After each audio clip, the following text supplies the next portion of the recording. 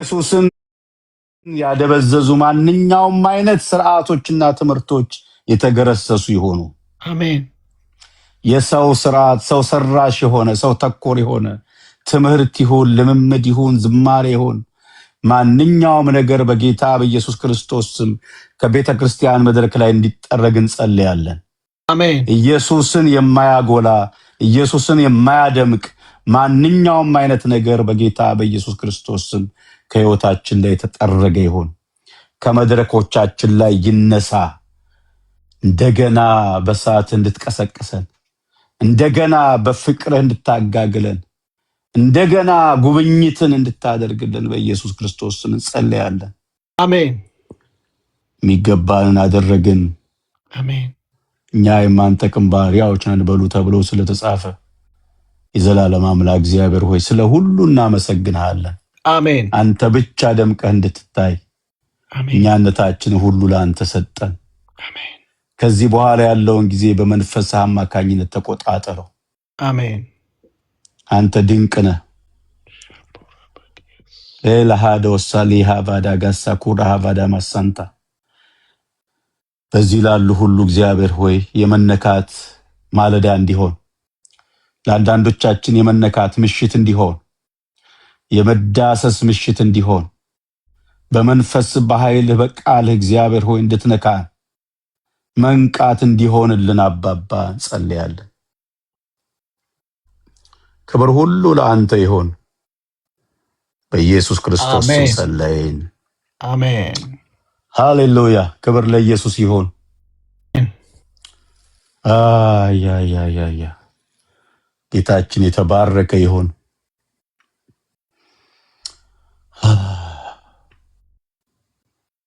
በጣም ልቤን የሚነካው ታሪክ እሱ ወደ ሐሳብ የመጣ እሱ ልንገራችሁና ከዛ ዛሬ ማካፈላችሁን ወደዛ ሄዳለሁኝ። ምዕራፍ 4 ላይ ያለ ታሪክ ነው። አስቴር መጽሐፍ ላይ ታውቁታላችሁ። ባነበው ደስ ይለኛል። አይ ቲንክ መልእክት ነው ይሄ። ገላታችንን፣ መሰጠታችንን፣ መቆርቆራችንን ለእግዚአብሔር ቤት ያለንን ነገር አጥብቀን እንድንይዝ በጣም የሚረዳ ቃል ነው። ፋሽናችንን እንዳንጥል የሚያደርግ የአምላክ ቃል ነው። እግዚአብሔር የተመሰገነ ይሁን። አስቴር መጽሐፍ ላይ ምዕራፍ 4 ቁጥር 1 ላይ እንደዚህ ይላል። መርዶክዮስም የተደረገውን ሁሉ ባወቀ ጊዜ ልብሱን ቀደደ።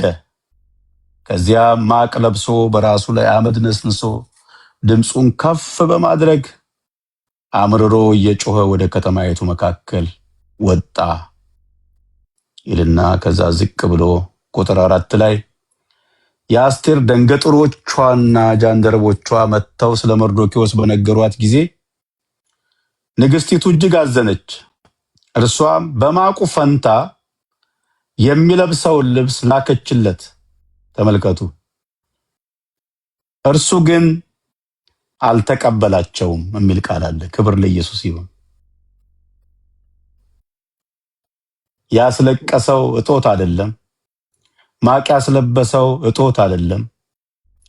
አመድ ነስንሶ እንዲጮህ ምርር ብሎ እንዲያለቅስ ያደረገው የኑሮ አለመመቸት አይደለም። በአይሁድ ሕዝብ ላይ ከታናሽ እስከ ትልቅ የታወጀ የሞት አዋጅ ነበረ።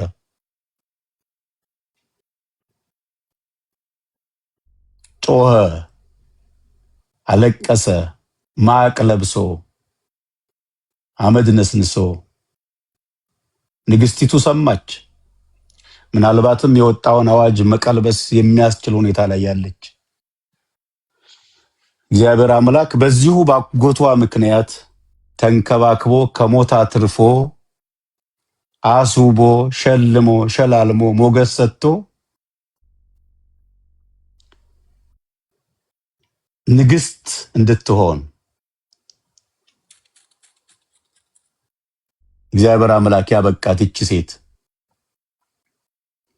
ሰማች። ማቅ ለብሶ አጎትሽ በዚህ ሁኔታ እየጮኸ እያለቀሰ አለ ብለው ነገሯት። ወዲያውኑ ቶሎ ብላችሁ ይሄን ስጡት ብላ ልብስ ላከችለት። እርሱ ግን አልተቀበለም። አንድ መልእክት ልንገራችሁ የአገሬ ልጆች፣ ጩኸታችሁን የሚያስቀይር ማንኛውም ምንዳ፣ ያለ ጊዜ የሚመጣ ማንኛውም ስጦታ ከምስራቅ ይምጣ ከምዕራብ ከሰሜን ይሁን ከደቡብ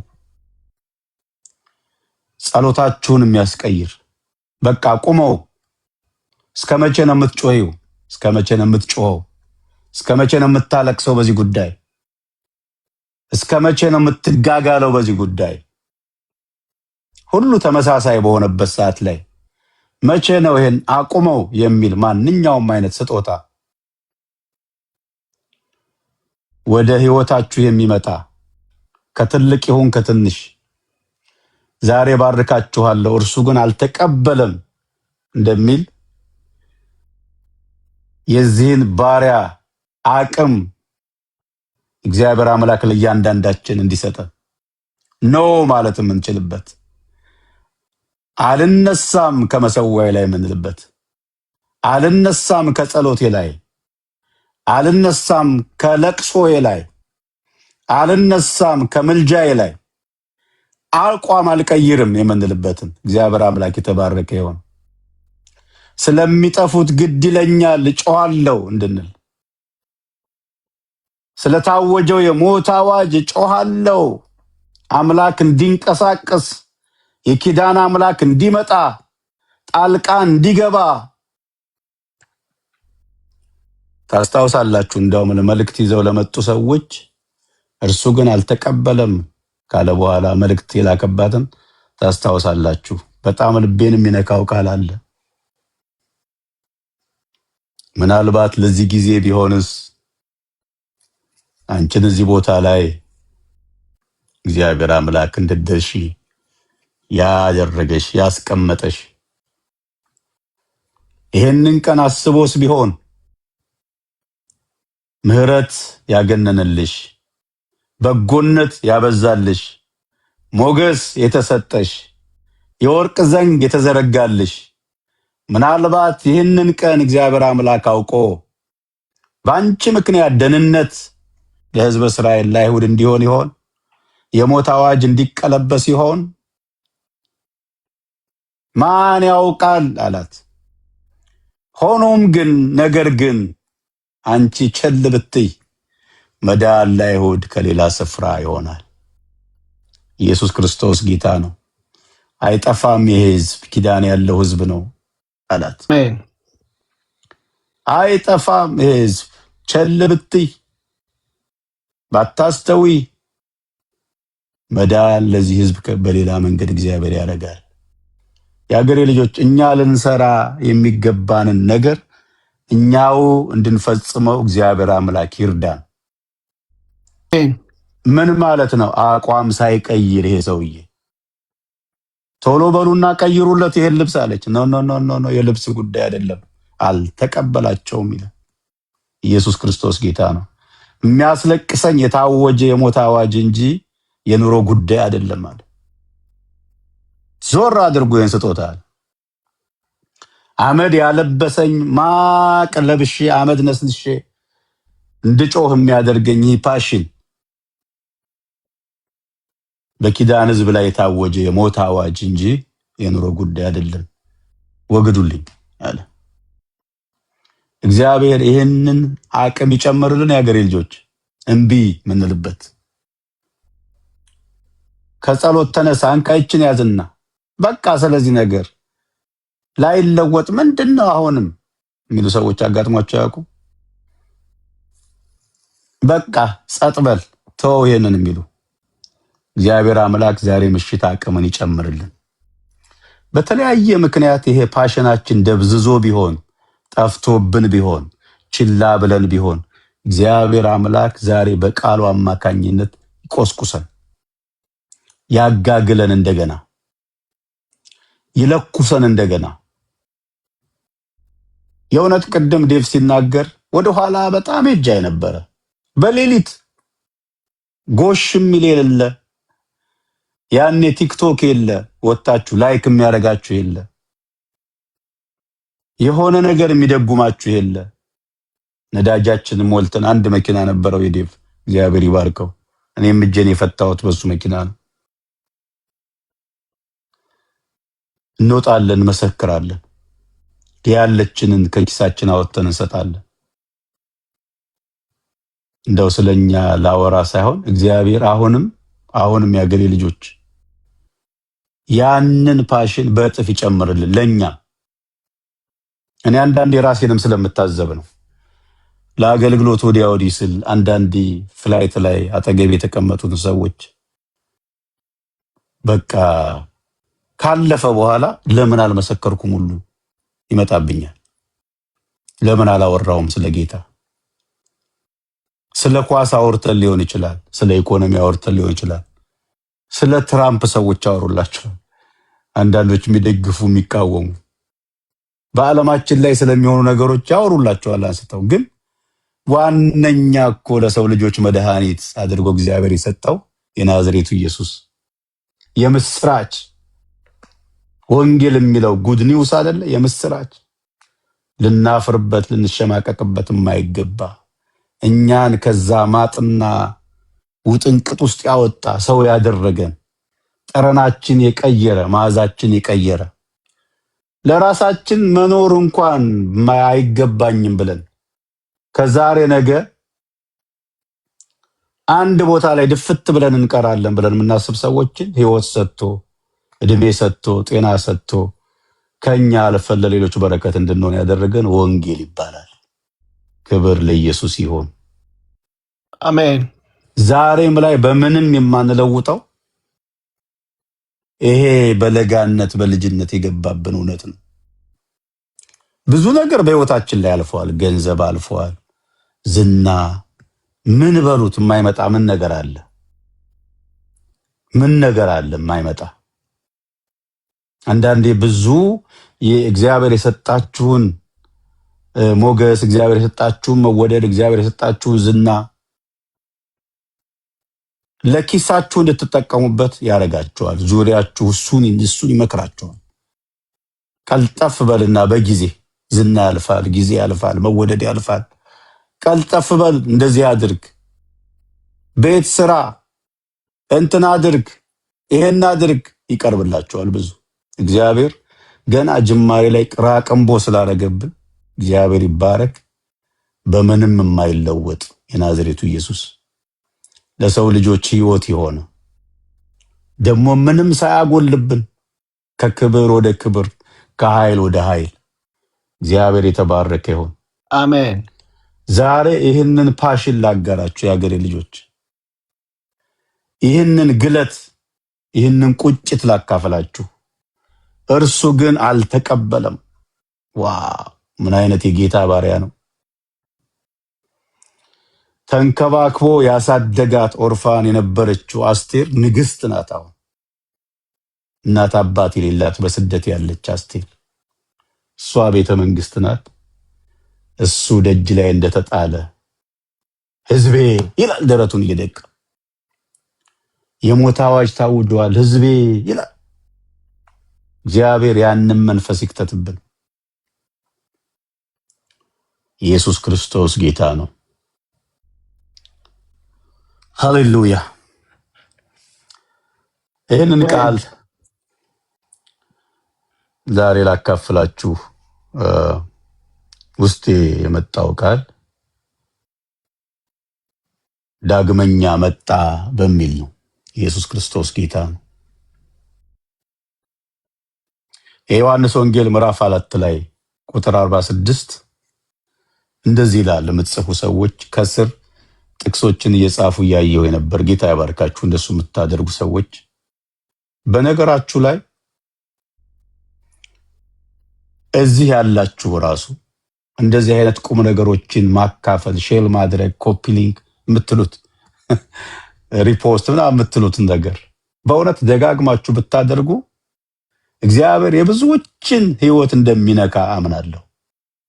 ሪሊ እናንተን የለወጠ ወንጌል እንደሆነ የምታምኑ ሰዎች ሸማ ያዛችሁ። በማጋራት ስንት አልባሌ ነገር እኮ ሰዎች ሼር ያደርጋሉ። እኔ ላለሁኝ ስሰብክ ብዙ ጊዜ ጳውሎስ ቢኖር ኖሮ በዚህ ዘመን ሼር አርጉ ምናምን ይል ነበር። ሼር ሼር ሼር እንደምትሉት አንዳንዶቻችሁ ለምን የጻፋቸውን ታውቃላችሁ? ደብዳቤዎች ለከሌ ቤተሰብ አድርሱ፣ ይሄን ለእንትና አድርሱ እያለ ይልክ ነበር። ዘመኑ እንደዛ ስለነበር ማለት ነው። በዚህ ዘመን ቢኖር ወገኖች አትታክቱ እያለ ይል ነበር። ምን ማለት ነው? ይሄ የሚያድን ወንጌል ስለሆነ፣ የሚቀይር ወንጌል ስለሆነ ብዙ ጨለማ ብዙ አልባሌ ነገር ይወራል አይደለ? ያንን መሸፈን ያንን ዶሚኔት ማድረግ የምንችለው እኛ የብርሃን ልጆች በትጋት ኮንሽስ ሆነ ብለን። እኔ አንዳንዶች በቃ እንደ ሞኝ ይቆጥሩኛል። በዚህ አጋጣሚ ድንገራችሁ የሚጠቅም ነገር መዝሙር ይሆን ማስታወቂያ ይሆን የምን ይሆን በምችለው አረጋለሁኝ። ጊዜ ሁሌ ደግሞ ፌስቡክ ላይ ያው ጊዜውም ስለሌለ አይደርሳችሁም። አንዳንዴ ግን እንዲህ ሳይ ሲመጣልኝ ሼር አረጋለሁ። ለምን? አንደኛ አጋር መሆኔን እያሳየው ነው እዚህ ጋር ከሚያገለግሉት ጋራ ከወንድሞቼ ከእህቶቼ ጋር። ሁለተኛ ብዙ ነገር ስለሚለቀቅ አትሊስት ይሄ ብርሃን ያለው እውነት ያለበት ዝማሬ፣ ወንጌል፣ ትምህርት፣ ስብከት ሲተላለፍ ሄዶ የት ሊያንኳኳ እንደሚችል መገመት አትችሉም። ብዙ ቴስቲሞኒዎች እዚህ ጋር የምናስተላልፋቸውን እያዩ ሰዎች ብዙ ነገር ስለምሰማ ነው ይሄን በድፍረት ምላችሁ። ሳትታክቱ ኮንሺየስሊ አድርጉ። እኔ አሁን አንዳንዴ የኔን ሁሉ ሼር የማያደርጉ አገልጋዮችን የተለያየ ሞቲቭ ይኖራቸዋል። እንግዲህ አንዳንዴ ያው መሞት ያስፈልግ የለ አንዳንዴ በአገልጋይ መካከል የፉክክርም አለ፣ ብቻ እኔ መድመቅ ነገር አለ። በቃ አለ አይደለ? የሴሌብሪቲ ስፒሪት ስላለ ማለት ነው። አሁን ይሄ ዘፋኞች ጋር ሌሎች ጋር ምናምን የምናያቸው ነገሮች ኦልሬዲ ገብተዋል። ይሄን ቅራቅንቦ እግዚአብሔር አምላክ ለዘላለም እንደው ያስወግድልን ከቤተ ክርስቲያን ከክርስቲያኑ ህይወት ላይ።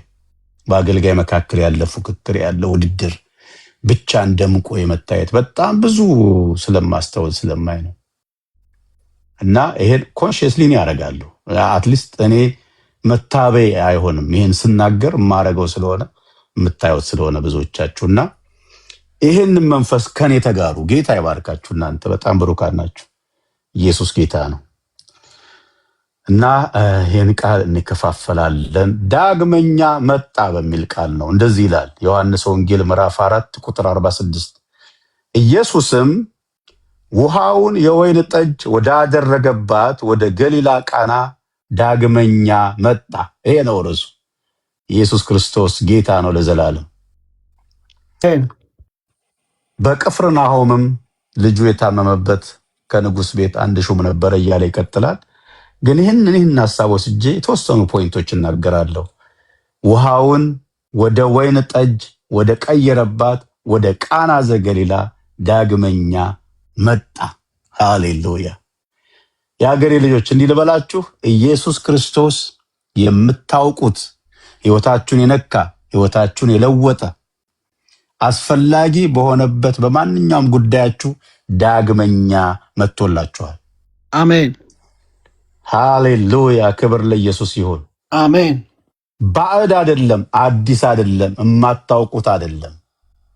የምታውቁት በልጅነት ወራት የቀመሳችሁት ህይወታችሁን የለወጠ መራራውን ጣፋጭ ያደረገ ደካማውን ብርቱ ያደረገ መዓዛ ያልነበረውን መዓዛ የሰጠ የናዝሬቱ ኢየሱስ ወደ ቃና ዘገሊላ ዳግመኛ እንደመጣ ሁሉ ዳግመኛ መምጣት በሚያስፈልጋችሁ ጉዳይ ላይ መጥቶላችኋል።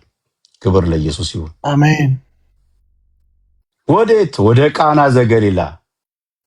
ምንድናት ቃና ዘገሊላ? ውሃ ወደ ወይን ጠጅ የተቀየረባት ታምር የለመደች ከተማ፣ የመጀመሪያ ተአምር የመጀመሪያ ክብር የተገለጠባት ከተማ። የምታውቁት ታሪክ ነው። ቤተሰቦች ደግሰው ልጆቻቸውን ሊድሩ ያለ የሌላቸውን መልካም የሚሉት ሁሉ ደግሰው ድንገት እልቅ አለ። እጥረት ገጠማቸው። ከጠበቁት በላይ ሰው ተገኝቶ ይሆን አይታወቅም። ወይም ደግሞ ያን አጋጣሚ በመጠቀም ኢየሱስ ክብሩን ለመግለጥ ታስቦ ይሆን አናቅም። አለቀ። ምርጥ አድርገው ያዘጋጁት መልካም ነው ብለው ያዘጋጁት አለቀ። ከዛ የምታውቁት ነገር ነው። ጋኖቹን ውሃ ሙሏቸዋል። ኢየሱስ ላሳጥረው ብዬ ነው ፖይንቶችን ወደ 3-4 ፖይንቶች ስለምናገር ለዚህ ለጨነቀው ቤተሰብ አስቡት። እነሱ ጫማ ውስጥ አሁን ገብታችሁ አስቡ። ቤተሰብ ያላችሁ ደግሳችሁ ድንገት አለቀ ሲባል ደግሞ የአይሁድ ማህበረሰብና ኢትዮጵያዊ አበሻው የመቀራረብ ነገር አለ፣ የመወራረስ ሽሙጥ አለ። ያላቅማቸው ደግሰው ምንድነው ለታይታይ ሁሉ ሰው የጋበዙት? በአቅማቸው አይጠሩም ነበር እንዴ? ከዚህ ሁሉ ሽሙጥና ከዚህ ሁሉ አሜት ኢየሱስ ክርስቶስ የናዝሬቱ ውሃውን ወደ ወይን ጠጅ በመቀየር ሀፍረታቸውን ሸፈነላቸው። ክብር ለኢየሱስ ይሁን። ዛሬ አንድ ነገር ልተንብባችሁ፣ ማንኛውም እጥረታችሁ ላይ የናዝሬቱ ኢየሱስ ታምራቱን ይገልጣል። አሜን። ክብር ለኢየሱስ ይሁን። አሟጣችሁ የመጨረሻ ቤስት ብላችሁ ያቀረባችሁት ነገር ግን ድንገት ልቅ ያለ የናዝሬቱ ኢየሱስ የቃና ዘገሊላው ጌታ እንደገና ብዜትን ወደ ህይወታችሁ ያመጣል። እንደገና መዓዛን ወደ ህይወታችሁ ያመጣል። እንደገና ጥፍጥናን ወደ ህይወታችሁ ያመጣል። አሜን። ሰዎች ቀምሰውት ወይ ጉድ ምን አይነት ትንግርት ነው የሚሉትን ነገር ኢየሱስ ክርስቶስ ያደርጋል በህይወታችሁ ላይ። አሜን። እናንተ አሪፍ ብላችሁ ቀመማችሁ ዋጋ በጣም አውጥታችሁ ያዘጋጃችሁትን ምርጥ ያላችሁትን ነገር መናኛ የሚያደርግ ትንግርት በህይወታችሁ ይሆናል። ኢየሱስ ክርስቶስ ጌታ ነው። የሚያስንቀኛውን ክብር ለኢየሱስ ይሁን ለዘላለም። ይሄ ቤተሰብ ጭንቅ ጥብብ ሲል አጋጣሚ ይሁን አናቅም፣ በሰው ዘንድ አጋጣሚ የሚመስል በእግዚአብሔር ዓለም ውስጥ ግን የተወሰነ የታቀደ ስንት ሰው ተጋብዟል እኮ። እንደ ማንኛውም መደዴ እስራኤላዊ ሸበጥ ያረገ የተለየ ነገር የሌለው አጀብ የሌለው ኢየሱስ መሆኑን የሚለይበት ምንም ነገር የሌለው እንደ ማንኛውም መደዴ ተራ ይሁዳዊ ተገኝቶ ነበር በዛ ስፍራ ላይ። አስቡት። እኔ በጣም ልቤን የሚነካኝ ስለ ትህትና ህይወቴን የቀየረውን ቃል ልንገራችሁ። ከአብ ጋራ መስተካከልን መቀማት እንደሚገባ ሳይቆጥር የሚለው ፊልጵስዩስ ላይ የባሪያን መልክ ያዘ የሚለው በዛ ትህትና፣ በዛ ዝቅታ፣ በዛ መውረድ ፍጹም ሰው ሆኖ በምድር ላይ ተመላለሰ ኢየሱስ። የምታስታውሱት በጣም ልቤን የሚነካው ቃል ዮሐንስ የንስሐ ስብከት እየሰበከ እግዚአብሔር መንግስት ቀርባለች ንስሐ ግቡ እያለ ጠንከር ያሉ መልእክቶችን ሲናገር የምታስታውሱት። በማህበረሰብ ውስጥ የሚገርም ነገር ተፈጠረ። ይሄ ይመጣል የተባለው ክርስቶስ ይሆን? ኤልያስ ይሆን? እከሌ ይሆን? ከገለጠው አገልግሎት የተነሳ እግዚአብሔርን ሰማይን ካበራራበት ነገር የተነሳ ከፍ አድርገው አሰቡት። ይመጣ የተባለው ክርስቶስ ይሆን? አስቡ። የሰልጠው የአገልግሎት መልክ ነው ያንን ያመጣው። የገለጠው ነገር ነው ያንን ያመጣው። ወደ ህዝቡም ዞሮ ይላል ሁለት ያለው አንድ ይስጥ ይላቸዋል። ክው ይላሉ። ወደ ቀራጮች ዞሮ ይላል። ከሚገባችሁ በላይ አትውሰዱ ይላቸዋል። ክው ይላሉ። ምን አይነት ሰማያዊ መልእክት ነው!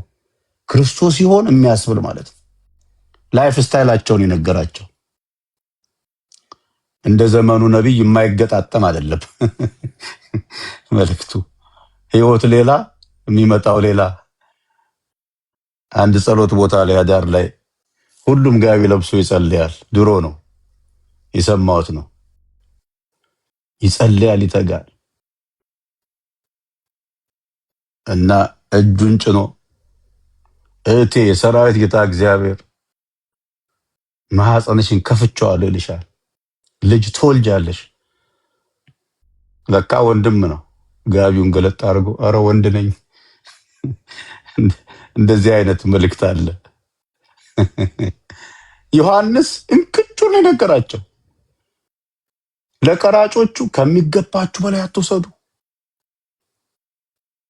ለጭፍሮቹስ ግፍ አታድርጉ እናንተ። ሁሉ ተደናገጠ፣ ሁሉ ፈራ። ከዛ አስጠየቁት። የምታውቁት ነው።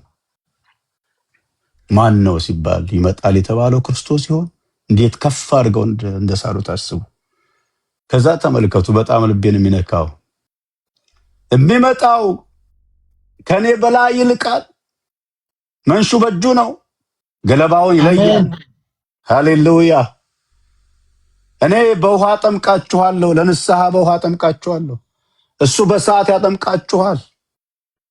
የጫማውን ጠፍር እንኳን ልፈታ የማይገባኝ እያለ አስቡት። ለዮሐንስ የሰጡት ክብር አለ።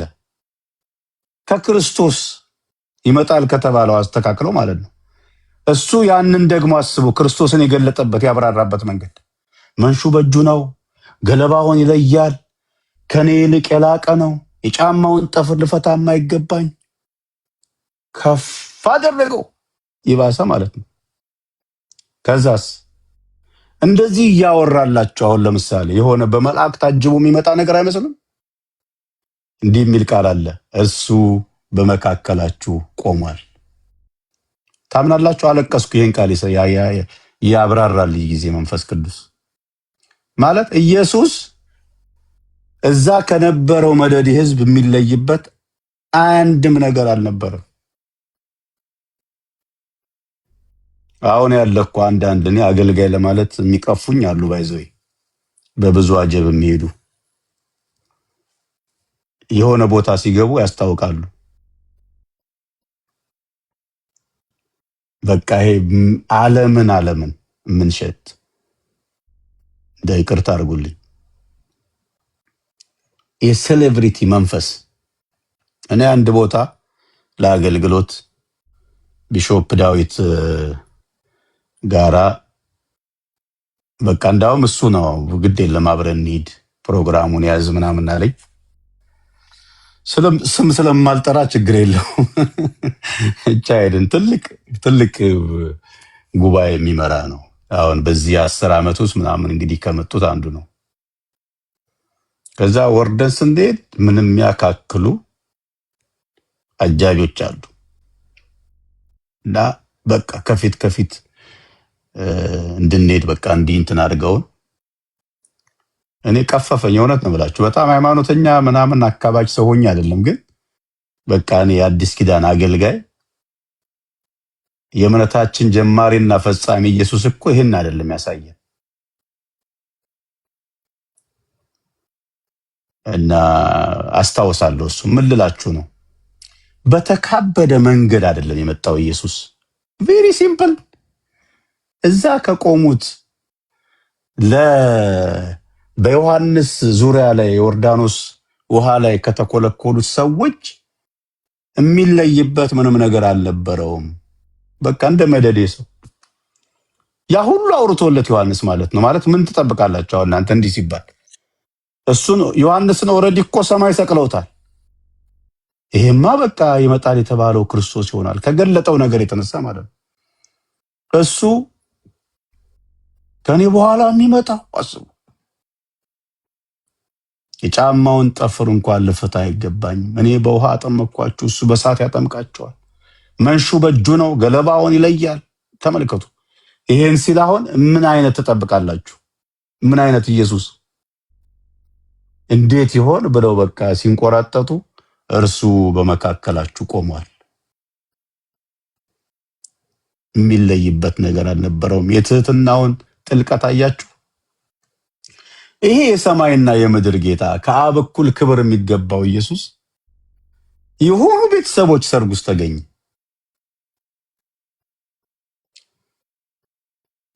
ከዛ የምታስታውሱት በድንግል ማርያም በእናቱ በኩል ነው የተጠየቀው። ራሱ ዝም ብሎ እንደ ማንኛውም ሰው መጥቶ ተገኝቶ ማለት ነው። አረ ጨንቆናል፣ አረ ጉድ ነው ምናምን